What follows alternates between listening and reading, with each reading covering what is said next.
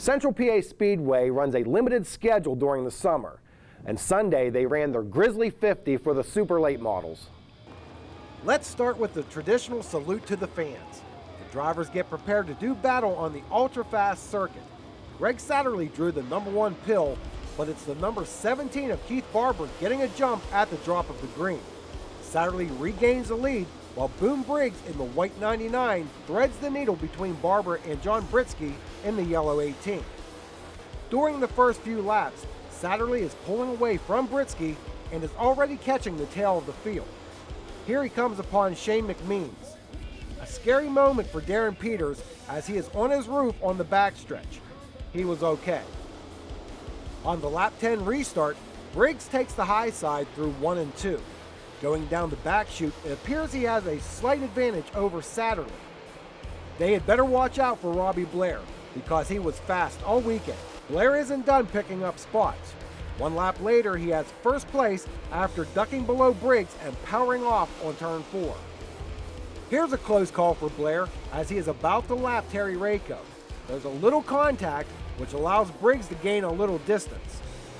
Briggs had a shot on this lap 34 restart to take the point. Blair wasn't allowing that. On lap 36, Barber's top 5 run came to an end as he slows and heads to the pits. Over the last few laps, Briggs and Satterley ran like this. The 22 would gain ground, but Briggs would keep the runner-up spot each time. The only thing that might have kept Blair from victory lane would be a grizzly bear. So Blair takes home the big prize, followed by Briggs and Satterley. Jared Miley and Jared Hawkins round out your top 5.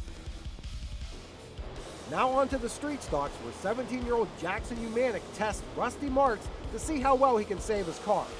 I'd say Rusty did a fine job. They're not done yet. Here's a little beating and banging with Umanic taking the lead from Marks. However, the teenager drives a little too high and loses a couple of positions. A caution put Umanic back up front. Back under green, it's 3 wide at the front as Alan Dellinger closes on Umanic. It wouldn't take long for Dellinger to take the lead as he cuts it down into turn 1, leaving Umanic and Marks to battle for second. Here's some great racing for top 5 positions, with Gary Little, Bill Henney, and Jason Johns tracking down Marks, with Eric Bond not far behind. Okay, this may be a restart, but drivers are using every inch of the track to catch Dellinger. Wasn't happening on this night. Alan Dellinger is your street stock winner at Central PA Speedway. Alan, congratulations. That was a very convincing win. Yeah, we're pretty proud of our race car and our tires. Then we're running Hoosier tires now. They came on board to help us out, and the car is just phenomenal. I mean, it doesn't even slide in the corners. It's almost like driving on pavement. Now, you race at Sharon on a regular basis. Can you compare Central PA to any tracks you've been on? Well, none around here. You know, the speed probably compares to something like Eldora, and you know, going into one here is kind of like Eldora because you can see that big bank and on that wall there, and you just don't know how far you can go. But other than that, there's nothing like this.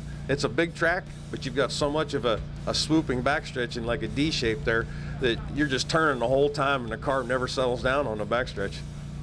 Now, you've ran here well before, but with some bad luck, so I'm sure this makes you feel good to finally be able to follow up a strong run with a win.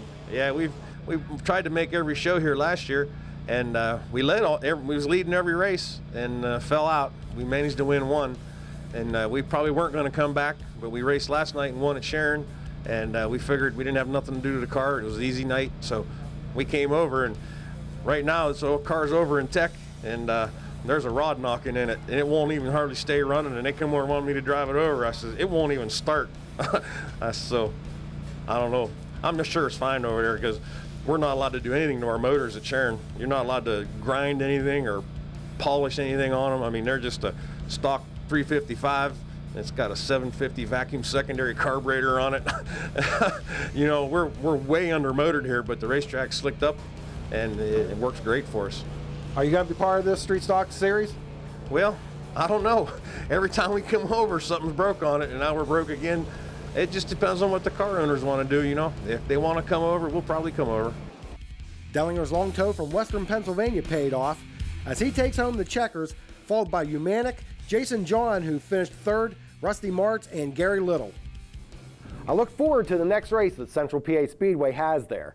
Now in the next segment, we will have a story on how you can buy a race car built by Votech students.